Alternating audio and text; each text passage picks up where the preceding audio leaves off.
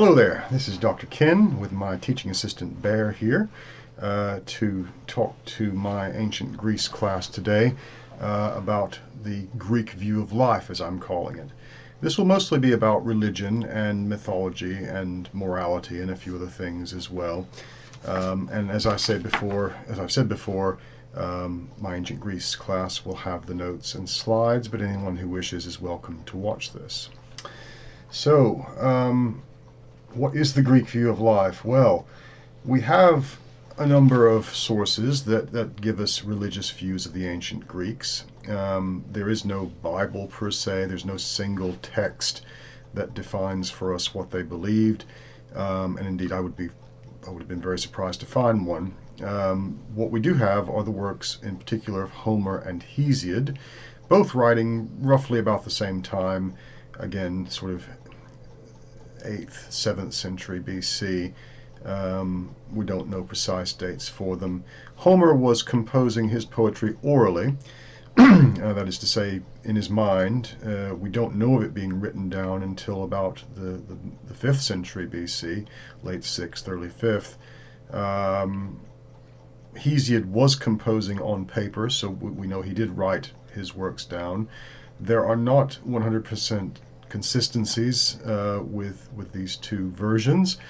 Sometimes they discuss the same subjects and discuss them in different ways, and that's again not surprising because ancient Greek religion consisted of multiple or myriad cults, we might call them, though that's slightly demeaning, to different deities in different parts of the Greek world, and with different city-states giving more or less emphasis to different deities. So an example briefly being Athens, preoccupation with Athena, their patron goddess, and Sparta's preoccupation with Helen of Troy, whom they consider to be a goddess as well, being the daughter of Zeus.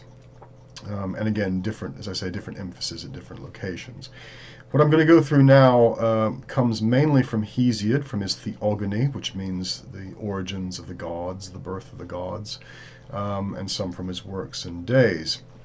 And it's from Hesiod that we get the most comprehensive account of creation, if you like, from the Greek perspective. And so in Hesiod, he tells us that in the beginning there was chaos. And from that, chaos seems to have divided itself into heaven and earth and the underworld, and from these different personifications, other deities and forces were born. I'm not going to read through all of that, but you can see it in the notes for yourself and in the reading assignment. So instead of a creator deity, what we get in the Greek religion is a notion of everything starting in a state of chaos, and the chaos, as it were, dividing itself somehow, what we might call parthenogenesis, into other things that then can engage in some kind of divine sexual union with each other and produce the many gods and other things, other offspring of the gods and goddesses. So after chaos, we get the next sort of, if you like, generation of the gods, and these are called the Titans. Now, who are these gods? Well, it's entirely possible that the successive generations of gods that we have in the Greek pantheon, so the primeval deities, the Titans, and then the Olympian gods, may represent different groups of peoples occupying that area. And so what we have is a story of a war in heaven where gods fight Titans and eventually the Olympian gods win. That could be mirroring actual human conflict where one group of people comes to dominate another. And indeed we know about what's called the Dorian invasion of Greece during the Dark Age period. Is it an invasion? Is it just a mass migration? We don't know, but one group of people coming in to take over another. Also, both the Olympian gods and the Titans may represent actual people. Ancestor worship seems to have been a common feature of early religion, particularly in the Bronze Age, and and it may be that the names that we have of gods are actually the names of kings and queens or other prominent individuals who became, through oral history and tradition, deified by people. So in terms of the generations of the gods, we have the Titans, who are chthonic deities. They're born from the earth. So they are the offspring of heaven and earth, and heaven is Uranos, gives us Uranus, and earth is Gaia, and they have their offspring, who are Kronos and Rhea, and the generation of the Titans. And so they, well, you have the story of Kronos castrating his father, and then taking over Uranos. He's taking over the rule of the kingdom, if you like, of the cosmos. Uranos, amongst the children of Gaia, are Cyclopses and hundred-handed giants, whatever those are. And Uranos doesn't like them, so he imprisons them deep in the earth.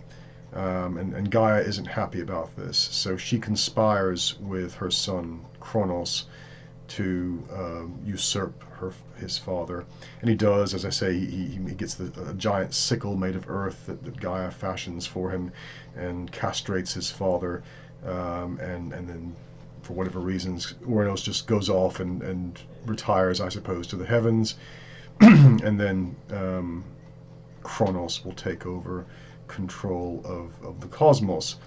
But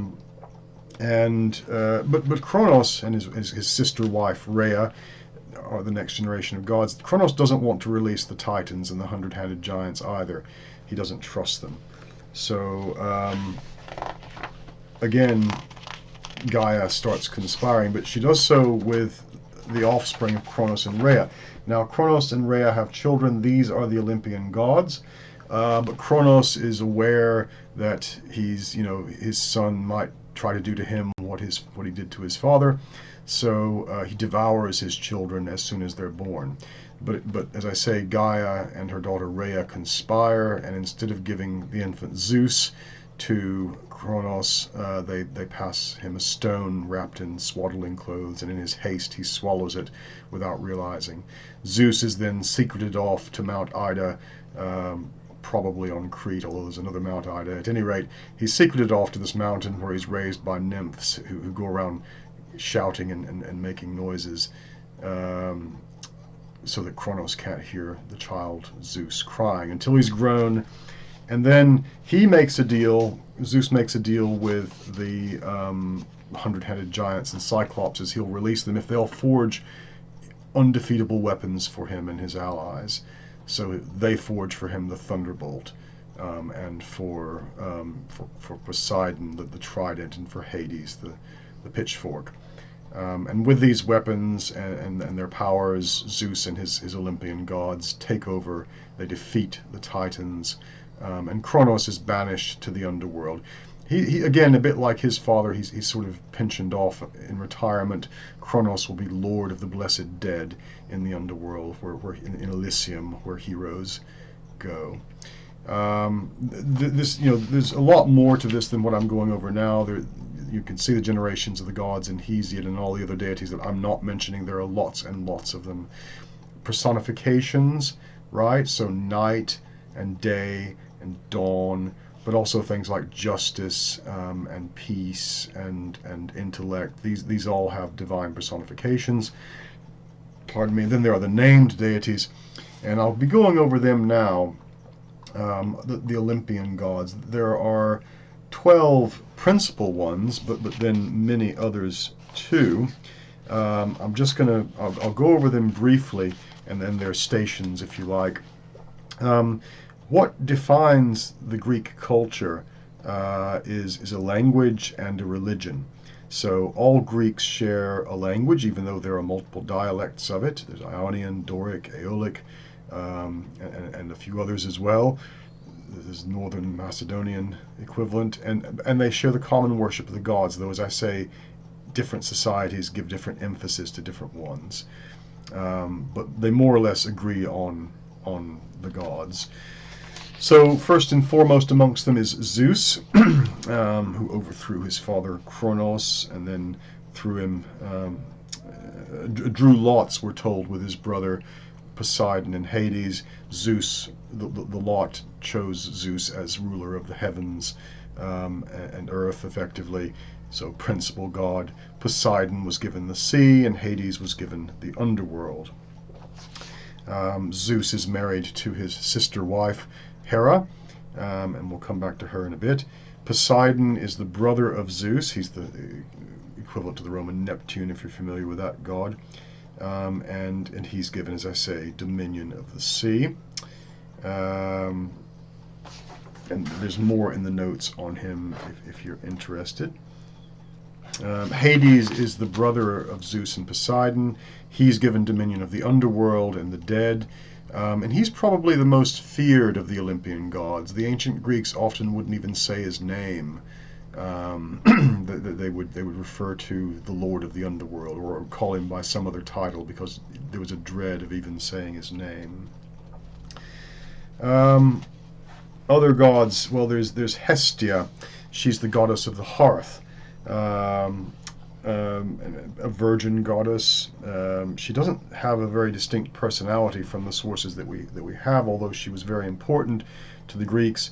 The hearth representing the heart of the household, and there would be a symbolic hearth of the city as well, and a shrine to Hestia. Hera is, of course, as I say, if you like, the queen of heaven, Zeus's wife and sister. In Greek mythology, Hera is a very jealous goddess. She's constantly pursuing the women that Zeus is having relations with, women and men and other things. And that seems to be a defining feature of her character, the jealous wife figure. She's also a goddess of childbirth, amongst other things. And she features prominently into the Argonautica, where she helps Jason on his quest to find the Golden Fleece. Ares, son of Zeus and Hera, he's a god of war and battle, specifically the god of battle, of sort of bloody fighting, as opposed to his sister Athena, daughter of Zeus. And she's the daughter of Zeus alone. She's born from Zeus's forehead, which is an interesting subject in gender studies, how a man gives birth to a child. But she's the goddess of the wisdom of war, and wisdom more broadly. So she's the one who advises generals on strategy. Musical instruments are associated with her, some of them, and as well as the taming of horses and the building of boats. So she's kind of a multi-purpose deity. Another one similar is Apollo, son of Zeus and the Titan Leto. He's the god of, amongst other things, hunting, but also of music. He might be characterized as the god of the liberal arts, if you like. He is a deity who sponsors a number of arts and sciences that humans take for granted. One of his more important tasks, we're told, is to harness the chariot of the sun that he drives across the sky each day. So he's the god of sunshine and sunlight as well as hunting. His sister is Artemis, and I'll come back to her in a moment. Aphrodite is a curious goddess. She's the goddess of love, although love exists as a personification as well. That's Eros. He's normally portrayed as her son and as a child by her, but the origins of Aphrodite are a bit different than the other gods, although you'll hear her referred to as the daughter of Zeus. Aphrodite, according to Hesiod, is born when Uranos is castrated and his testicles fall to earth. They land in the sea rather near Cyprus, mingle with earth, what's left of his seed, and from there springs Aphrodite, famously on the half shell, as depicted in a number of works of art, ancient and modern. So that technically makes her a daughter of heaven and earth and a Titan, rather than an Olympian god, although she's counted amongst the Olympian gods. Eros, as well, love, is one of the primeval deities born of heaven and earth. So these are much more ancient in many respects than the Olympian gods, but as I say, they're counted amongst them. Then there's Hermes, son of Zeus and a Titan named Maia. He's the messenger god of Zeus, although there's another messenger called Iris, or Iris. She's the rainbow, and she acts as the messenger of Zeus in Homer's Iliad and Odyssey, or in the Iliad more so than the Odyssey. Well, she does in the Odyssey as well. So in Homer, at any rate, Iris is more the messenger, but Hermes is classed as the messenger, the god who has the winged helmet, the winged shoes. He's also a god of magic and the underworld. One of his titles is Hermes Sucopompes, who conducts the soul to the underworld. His staff, the caduceus, which is the symbol of medicine today, could raise the dead, but only at Zeus's command. He's also, amongst other things, god of thieves, and associated with astronomy and the musical scale, weights and measurements, gymnastics, and a range of other things. Artemis is next, a daughter of Zeus and the Titan Leto, so a sister of Apollo. She's the female equivalent of Apollo in many respects, goddess of the hunt. She's also a goddess of childbirth, even though she's a virgin goddess. And she is associated with Hecate, the goddess of witchcraft and magic as well. So a range of attributes with her. And one famous story about Artemis is that she was a hunter named Actaeon, found her in the woods while she was bathing, spotted her and watched her bathe nude.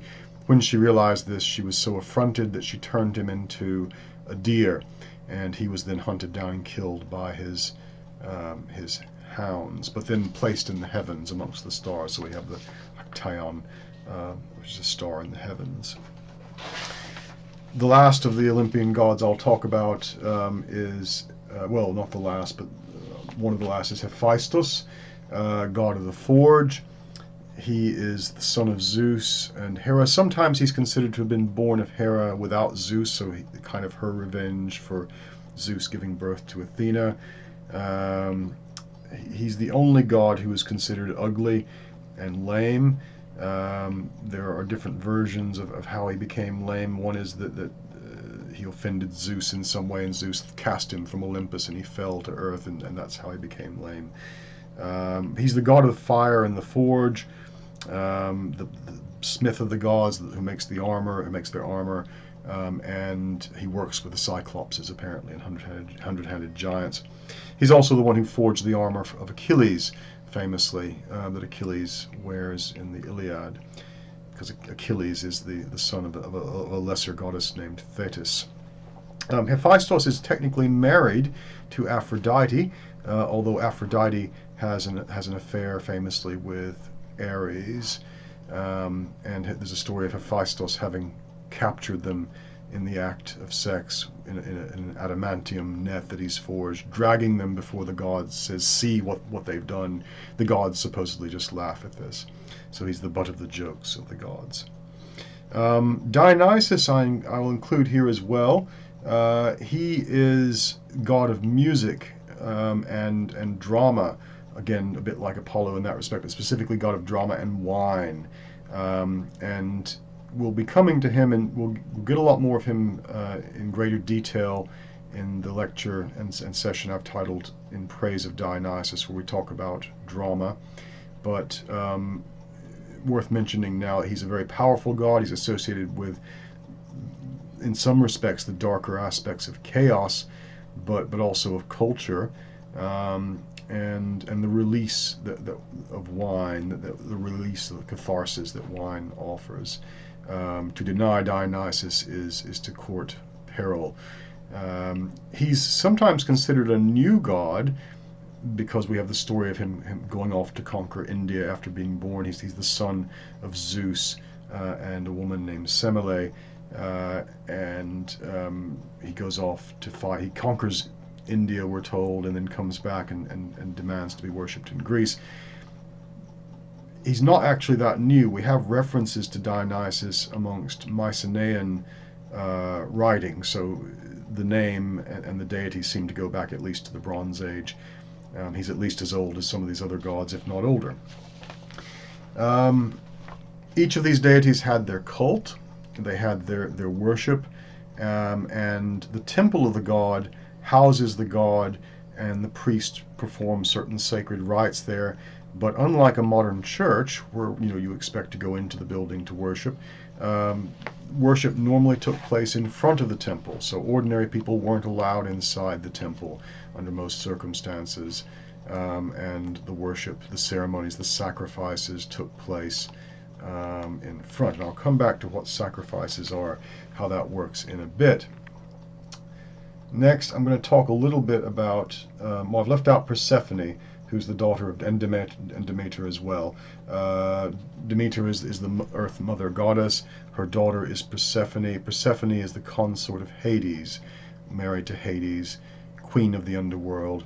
There's a story that Zeus offered Persephone, his daughter, to Hades without telling Demeter, and so Hades, the rape of Persephone it's called, he comes in his flying chariot and picks her up and takes her to the underworld when Demeter's not looking. Demeter is more correct, but we'll say Demeter if you like. Demeter worries about her daughter, goes looking for her. While she does so, she neglects her duties as Earth Mother Goddess, and things quickly go to heck. So there's famine, there's climate change on a grand scale, floods and scorching earth and things like that. And Zeus has to intervene. He asks, can Persephone come back? It turns out she's eaten some pomegranate seeds while she was in the underworld, 6 of them I think, and so she has to spend a month down there for every pomegranate seed she ate. So if you eat something in the afterlife, in the underworld, you have to stay there. So she spends 6 months down there, and then 6 months she comes back and spends with her mother. This is the Greek explanation. It's called an etiological myth. Etios means cause. It's the Greek explanation for why we have seasons. Not understanding the tilt of the earth and the precession of the equinoxes and things like that. They explain this with a myth. So when Persephone is in the underworld, Demeter is sad, and she turns the earth cold, and that's when we have autumn and winter. When Persephone returns, Demeter's happy, and then there's spring and summer.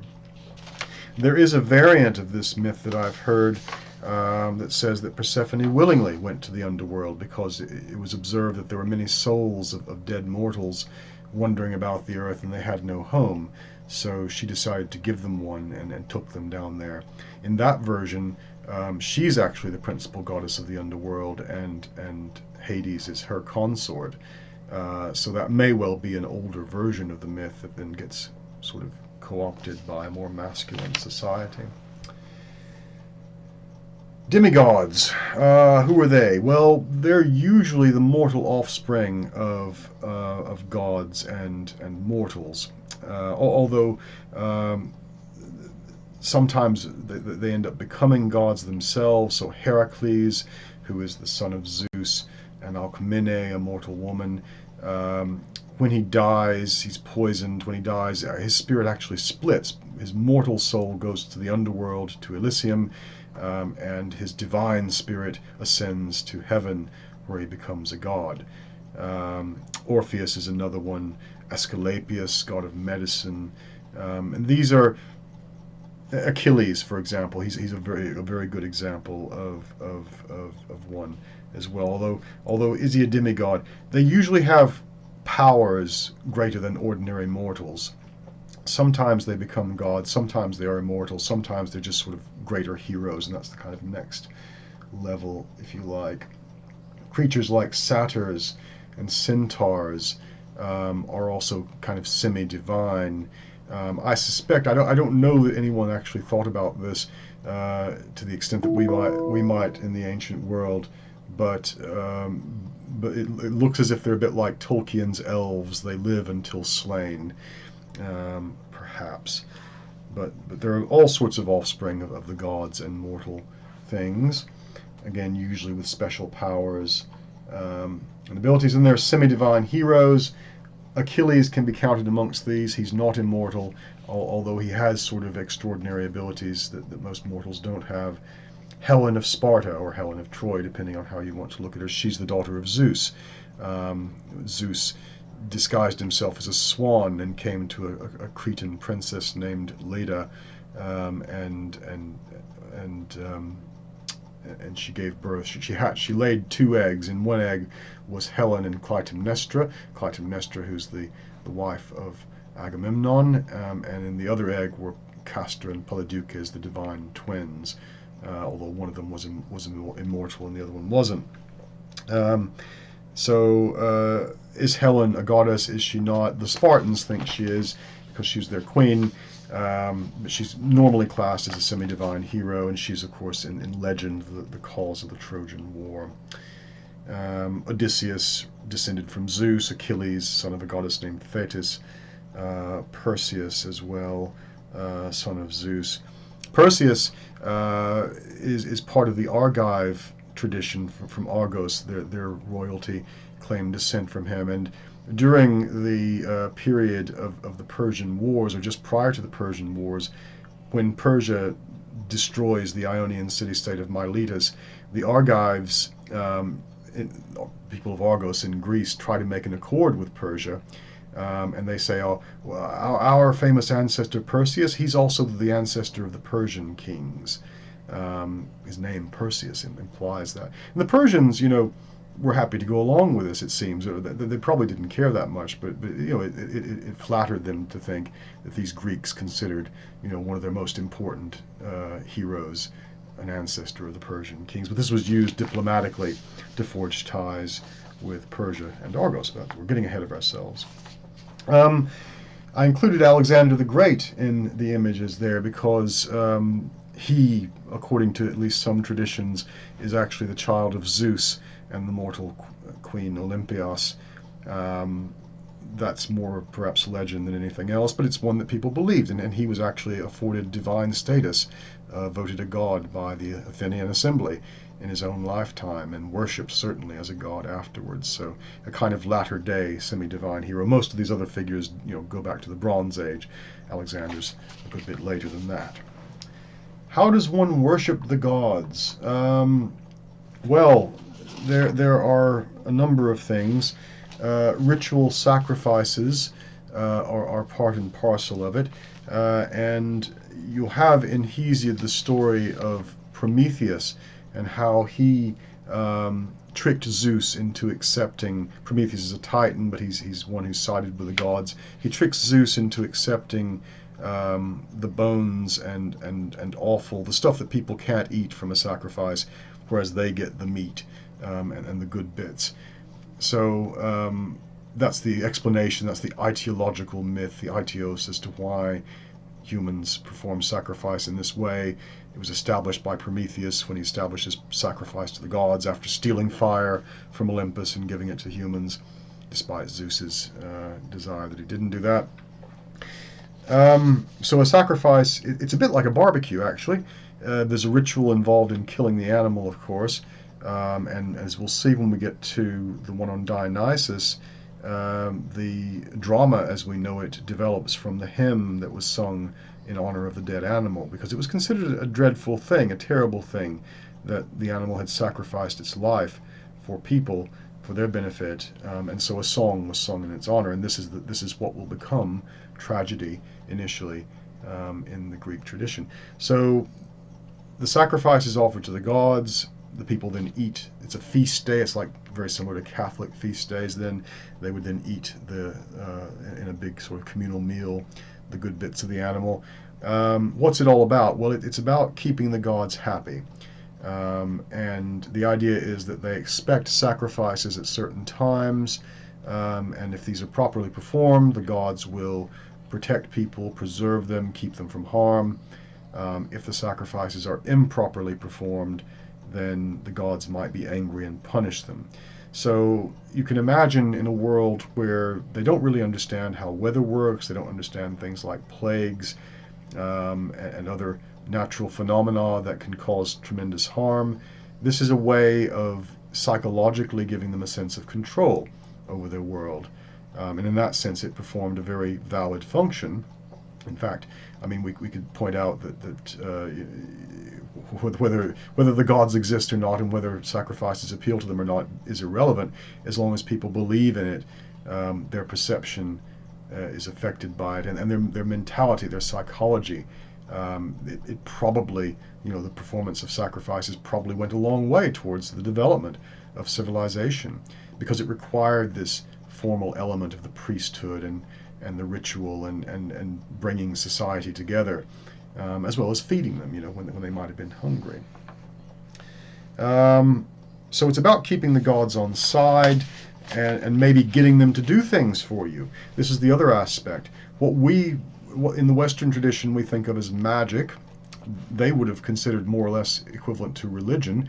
So the idea is, if you want something, if you want someone to fall in love with you, if you want to be rich, or if you want to gain some status or whatever, you might perform a special ceremony or ritual sacrifice, beseeching a god, whichever one is appropriate, to help you.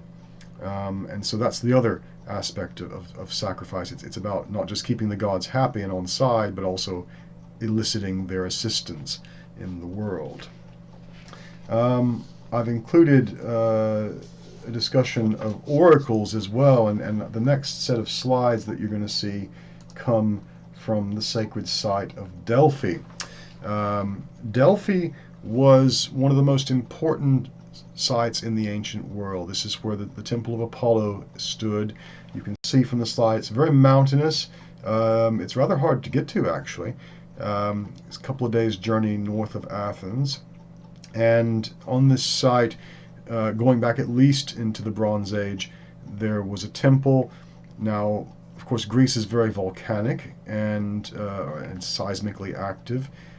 So we know that a number of the temples were actually destroyed by earthquakes and then rebuilt. But the temple was built over a kind of fissure that issues forth methane gas. And so part of the ritual involved in consulting the oracle, which predicts the future, and again, this is about control, or psychological control. If you can know the future, you can change the future, maybe, or plan for it at any rate. So the priestess, the Pythia, she's called, would inhale the sacred vapors and then speak in tongues, which would then be interpreted by the priests. And you can see images from the site. It's quite an extensive site going up the side of a hill, and it was well built up by people coming there to offer their praise and support, and thanking the god for a prophecy or this or that or the others. Freed slaves often went there and thanked Apollo. We have inscriptions that survive from that. It's an unusual site, Delphi. It was controlled by what was called an Amphictyonic League. And this is a league of city-states that has a kind of council that then comes together and rules that almost like a separate political entity. It's like the District of Columbia, I suppose, in the U.S. or something along those lines. It's not a normal city-state. It's that important. It's also a kind of center of global interaction. So whether or not Delphi could predict the future, if you wanted to know what was going on in the ancient world, in the Greek world and beyond, Delphi was the place to go, because everybody went there. So it was a site where people could go to get news, what was going on in the Persian Empire, what was happening in Egypt, or other parts of Greece. If you went to Delphi, you could find out. So it's this cosmopolitan mass gathering place for the Greeks. And it was also a place where Greeks could show off. So one way of doing that is to honor the god by building some monument there, usually after a major military victory. And we can actually see that you can trace the preeminence of different city-states and leagues throughout history as they build these sites in honor really of their own magnificence at Delphi. So there's a tourist there. This image that you'll be seeing now is the treasury of the Athenians. So this is built during Athens' heyday, and it contained treasures offered to the god Apollo, but it was a way of prominently displaying them on the site. That one remains. There would have been all sorts of other treasuries as well, like it, from different city-states. And up the road leading to the temple, different monuments of the Spartans. There are Spartan heroes depicted there. There are Theban heroes, monuments to Thebes during its preeminent period, and Macedon, the kingdom of Macedon. Wars were fought over the control of Delphi. This image that you'll be seeing hopefully now is the navel stone of the earth.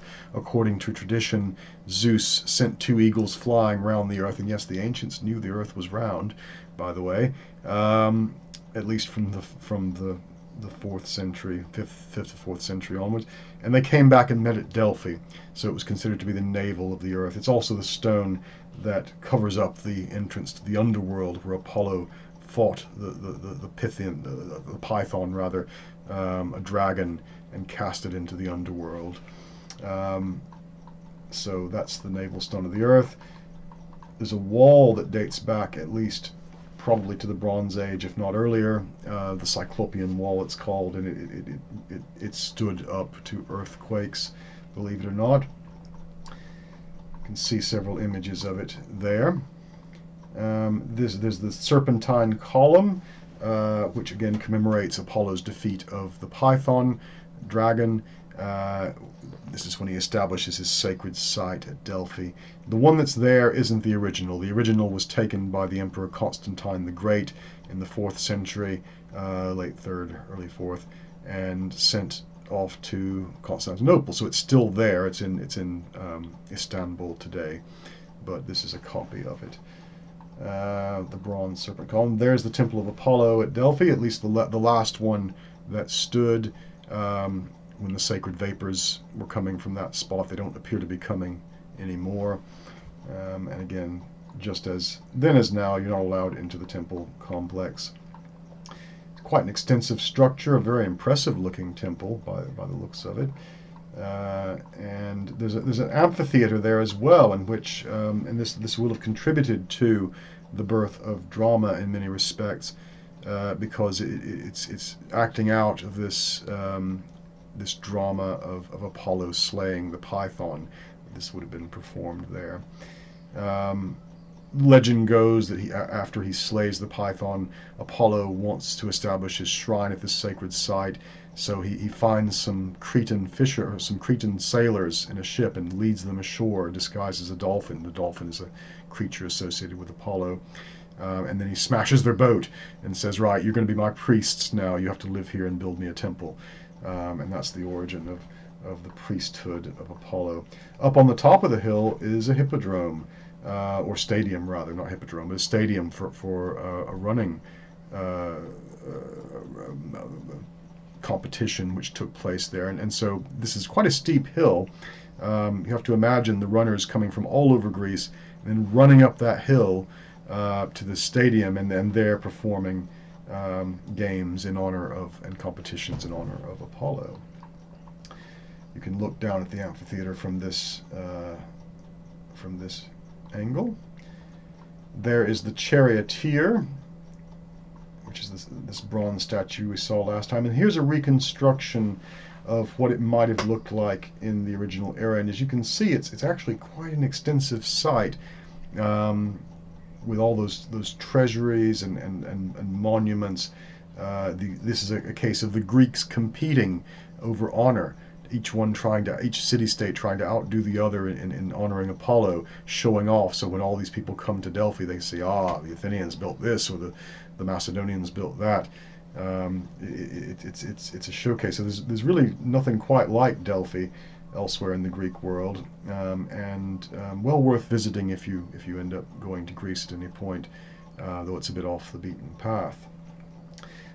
Wars were fought over control of this site. We'll go back to religion and sacrifice in a moment, or to the afterlife in a moment. One thing to remember about the gods is that the Greeks believe they're everywhere. They could be disguised as people. They could be or they could be disguised, they could be invisible, or agents of Zeus watching over people. So this figures into the morality side of things, which we'll return to in time to come. So next I'm talking about death and the afterlife. And I put that quote in the slide from Pindar, a poet more or less contemporary with Plato, but a little bit earlier. And I think the point I want to get across is that views of the afterlife appear to have changed, although it's difficult to say for certain. Again, having no single text to tell us these things. In Homer's time, at least from what we can see in the Iliad and in the Odyssey in particular, when Odysseus summons up the shades of the underworld, we're told that the shades of the dead, for the most part, flit around like bats. They have this sort of mindless things that just sort of fly around. Whereas some special ones, those who are heroes who have died in battle, like Achilles, end up in a place called Elysium, which is a kind of heavenly place. But then Odysseus says how great it must be for you to be king of the blessed dead, to the shade of Achilles. And Achilles says, I'd rather be the poorest servant of the poorest farmer on earth than king of the dead, and still be alive. So it's not portrayed as a very happy place. And one of the few shades of the dead who's not a hero is Tiresias, a famous seer. He's got consciousness, but most souls don't. That's a pretty negative portrayal that we get in Homer. But something seems to happen between the time of Homer and the time of Pindar the poet, in which there's a kind of expansion, if you like, of the underworld. And I put all throughout the notes some quotes, both from Pindar and from Homer, to contrast. But so Elysium becomes this place it's like a heavenly place in the afterlife. It's a good place to go. It's a place you want to go. And one thing that occurs is the formation of mystery religions, and they offer a path to blessed immortality in Elysium. So we don't know precisely what they did in the mystery cults, except that it involved acting out a drama where somebody played the role of a god or hero doing some sort of mythical adventure or important thing, often involving going to the underworld and coming back. And it seems that by a process that we might call sympathetic magic, acting out these roles made one more like that god, or one took on the characteristics of that god or hero, and so got granted a place in Elysium. So it's sometimes referred to as the fields of Asphodel, or the Isles of the Blessed. It becomes a happy place to be, a bit more like the Christian concept of heaven. It's less clear morally, if one deserves to be there, or if you can just pay the dues for the mystery cult and get initiated. There would have been a kind of process of filtering out people who deserved perhaps to be initiated into the mysteries, and those who didn't.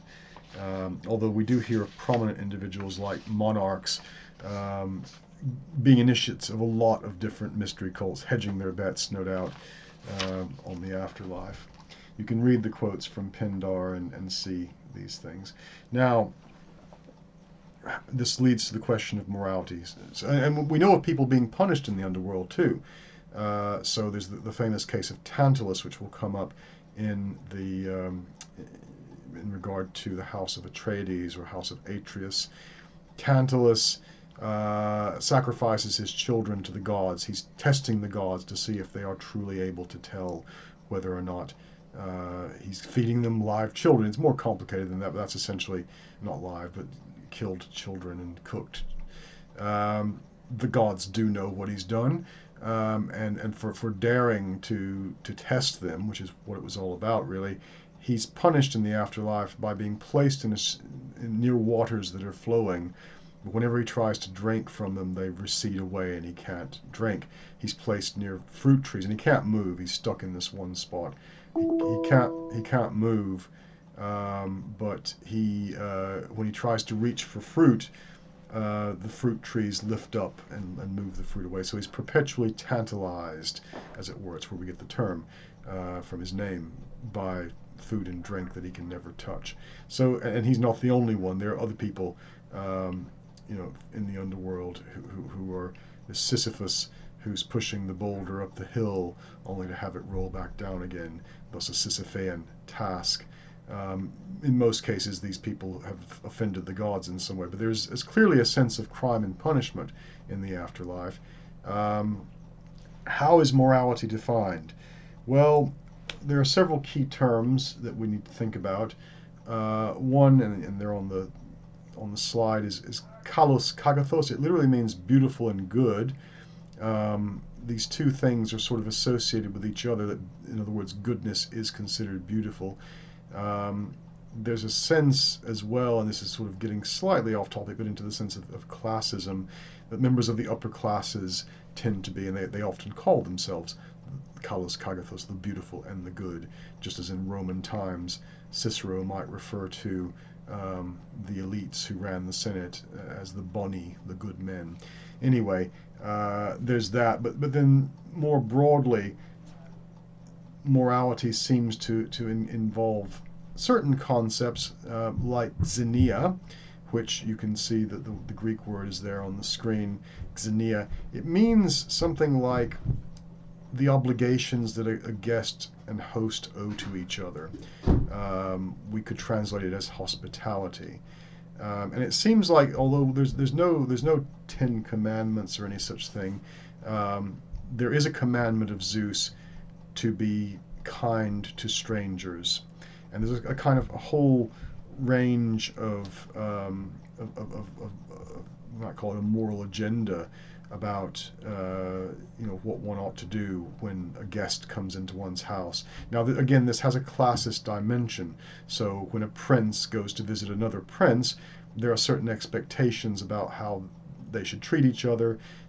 Gifts are given, feasts are held, that sort of thing.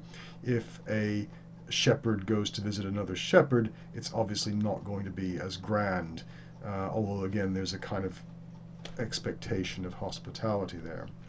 And it applies to the host as well as the guest. The host is expected to feed them and put them up and give them something to a place to stay, wash them if they're dirty, that sort of thing. But the guest is also expected to honor the house of their host and not dishonor it by doing outrageous things. And this comes to the other term, hubris-Atê, or hubris. Hubris means something like, overstepping the boundaries or to outrage someone. And a famous case of xenia, which illustrates this point, concerns the Trojan War, at least in mythology. So you see on the slide the judgment of Paris.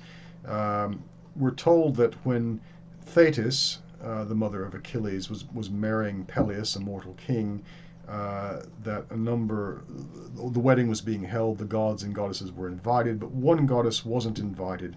Her name was Eris, and Eris means strife or discord. And obviously it might make sense, as to why you wouldn't want Eris to be at your wedding. But she was offended at not having been invited. This was considered a breach of xenia. And so she makes a magic golden apple and writes on it Callisti, which means for the most beautiful, and tosses that apple into the banquet when they're having the feast at the wedding. We're told the gods and goddesses fell to fighting over who should have the apple, who was the most beautiful. And it came down to a choice between three goddesses, Aphrodite, Athena, and Hera. Since they couldn't decide, it was then decided that a mortal prince, since this was a wedding between mortals and immortals, a mortal prince should be chosen. It was Paris, Prince of Troy, also known as Alexandros, that's his other name. He was tending to the king's flocks, as was his duty as a son of the royal household. and the goddesses came down to him and said, "Choose which of us is the most beautiful," and each one offered him something. Hera offered to make him the wealthiest man in the world. Athena offered to make him the wisest man, and Aphrodite offered him as his bride the most beautiful woman in the world. He chose Aphrodite.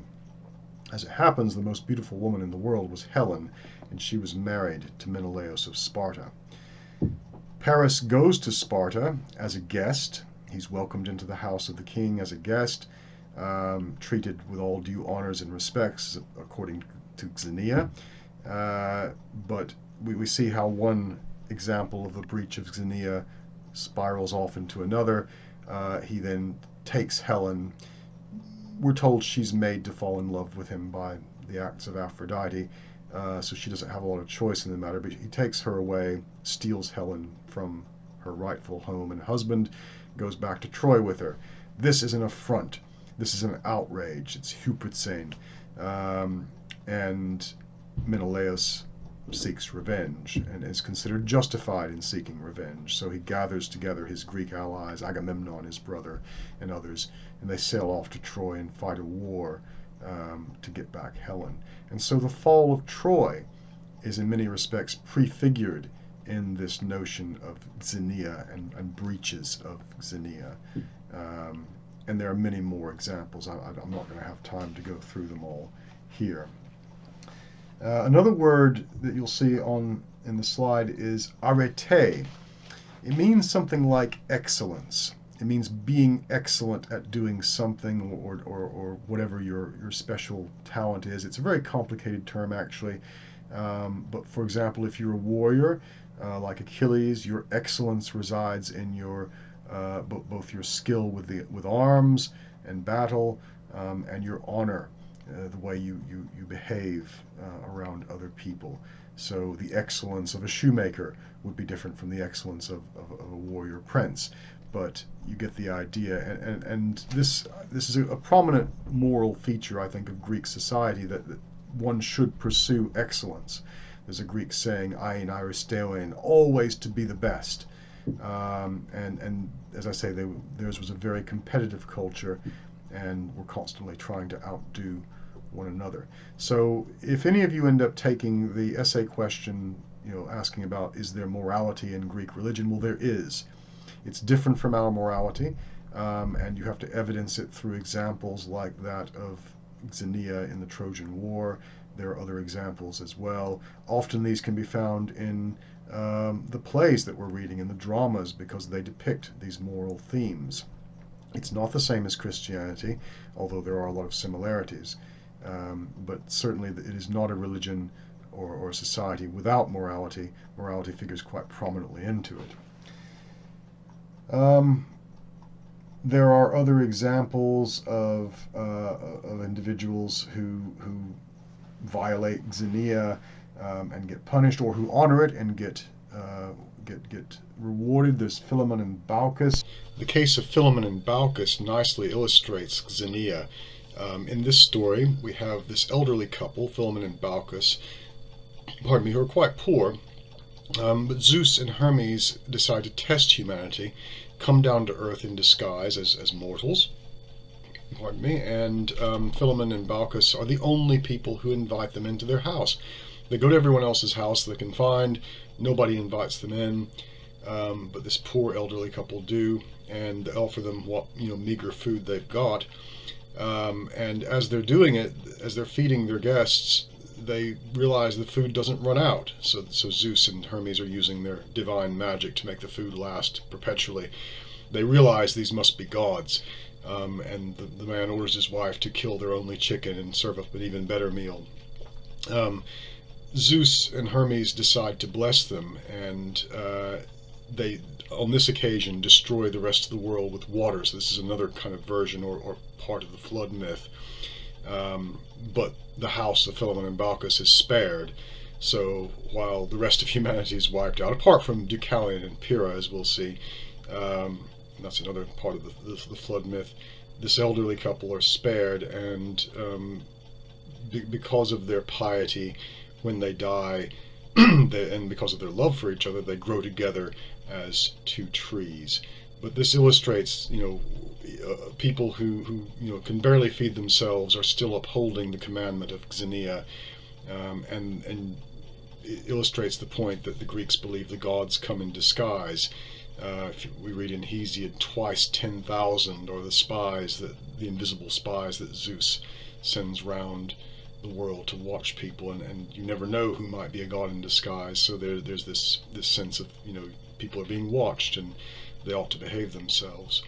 And as I say, the story of Philemon and Baucis nicely illustrates xenia.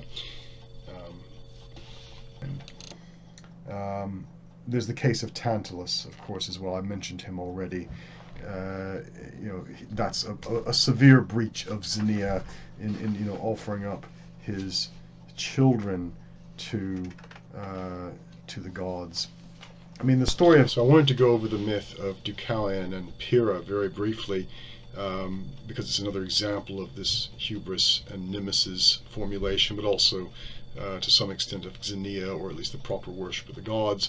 Deucalion is the son of Prometheus, that titan that we've come across before and will again. Zeus is offended because Lycoon, a king, has offered up a human sacrifice to the gods, again similar to Tantalus, and Zeus is going to punish the world with flood, and it's the Greek flood myth. But Deucalion is considered an honorable man. He's worshipped the gods properly, and Prometheus warns him of the flood, tells him to build a chest, a big wooden chest, and put himself and his wife in it, and they survive the deluge. And then, because they're the only human beings that survive, they're blessed by the gods and repopulate the earth. But they do so by throwing rocks over their shoulders as they climb up a mountain, and the rocks turn into people. But this is, as I say, the equivalent to Noah and the flood in many respects. It's actually more similar to the Sumerian myth of Utnapishtim, which is probably the origin of the Noah story in the first place, and may well be the origin of this one too. So there is that. And the people who uphold xenia are saved, other people get punished. So there are lots and lots of examples of this myth, and I'm not going to go through them all for want of time today, but you can read the notes on them. There is sometimes a formulation of Hubris-Atê, which is the act of sort of effrontery itself, and nemesis, divine nemesis sent by God or by Zeus to punish people, and we see that in some cases, not in as many as some people would like to point out. So when we look at someone like Orestes, for example, he's killed his mother. That, although he's ordered to by the gods, but that then invokes the wrath of one set of gods, the Furies, who punish him, and then another set of gods have to come in and intervene. This is another factor of Greek morality, which again, having no single text, no single agreement on what all these things mean, serving one god, pleasing one god, can sometimes offend another, and that's a thing that people grapple with. In mythology, and this will relate to our gender lesson a little bit more, but it's worth mentioning now. There's the problem of women, as I'm calling it. So you have Pandora, which we'll learn about more in the in the seminar. She is the first woman, according to Hesiod at any rate, and Hesiod is quite misogynistic, I'd say, more so than Homer, perhaps, but Hesiod says she's created by Zeus to punish mortals, essentially, for the tricks of Prometheus in saving them. She's sent down to earth. She's given all these gifts by the gods. Her name, Pandora, means all the gifts. She's beautiful, she's clever, she's all these things. She's got this magic box full of we don't know what. She's told not to open it, but her curiosity gets the better of her. She opens it up, and all the pains and woes and diseases and basically the bad things that afflict humankind come out. She is in many respects the ancient Greek equivalent of Eve. And so it's on account of Pandora, I'd say in many respects, that women get in Greek society a kind of lower place and are regarded negatively, much as the story of the legend of Eve was used in Christian times to oppress women. And there are a number of bad women in mythology. Medea is one. We'll see her in more detail. A witch who's the granddaughter of the sun, and she punishes Jason. She's quite a powerful, scary female figure. There's Clytemnestra, I mentioned her before, sister of Helen, daughter of Zeus, who, while her husband Agamemnon is away fighting, she cheats on him with his cousin, and then when he gets back, she is instrumental in killing him and taking over the kingdom. So clearly a bad woman there, and she's the one that Orestes will slay on the command of the god Apollo. There are the Amazons. These are a curiosity. They're female warriors that fascinate Greek men. That they appear in a number of legends to do with the founding of Athens. King Theseus ends up marrying one, Hippolyta, after defeating the Amazons when they try to invade Athens. They end up on carvings on the Parthenon, on the metopes, the panels along the side of the Parthenon. So Amazons appear to have fascinated the Greeks. And of course you've got Athena, right, a warrior goddess who is the principal deity of Athens. And yet, as we'll see, women in ancient Greek society, certainly in Athenian society in particular, have a much lowlier status. And this is, again, partly justified through religion and morality. We'll conclude there. That's more or less all I've got for us on this topic. We'll talk about other things in detail. Oh, I was going to mention sexual relations. I think we'll save that for the gender one, except to mention that, again, the gods have a lot of interesting sexual relations with mortals, and their offspring end up being these demigods. And again, female sexuality and male sexuality too are defined in many respects through mythic concepts and terms. So Zeus's relationships, or Aphrodite and her interactions, and the influence that she exerts over people. One way to think about the gods, and I'll conclude on this point, the Greeks used them almost as psychological concepts that, as we think of them. So a god of this, that, or the other would be a way of understanding, for example, erotic attraction, or fighting in battle, or justice, or any number of things. They use these personifications and gods like psychological abstract concepts. This has led to a lot of interesting theories amongst anthropologists as to how the ancient Greeks processed the world. Are the gods just sort of manifestations of their psyche? Complicated and difficult to say without actually going back in time and observing them. But religion played a major part in every aspect of ancient Greek life, and what we think of as mythology for them was religion. I'll leave it there for now, and we'll discuss some of these themes in more detail in the seminar. Thank you very much for your attention.